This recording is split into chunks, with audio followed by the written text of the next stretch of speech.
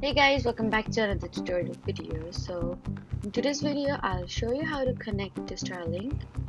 So if you're setting up Starlink for the first time, then just follow along. First, assemble your Starlink hardware according to the setup instruction. Then place the Starlink dish in an open area with a clear view of the sky to reduce signal obstructions.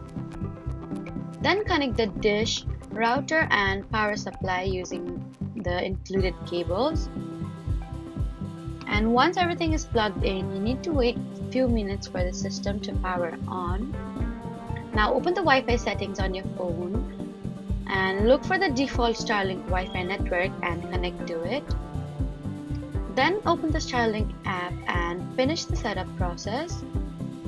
You will then be able to create your own Wi-Fi name and password, check for obstruction, and monitor your connection status. Once the setup is complete, reconnect your devices using your new Wi-Fi credentials. So that was how to connect to Starlink. Please don't forget to like, comment,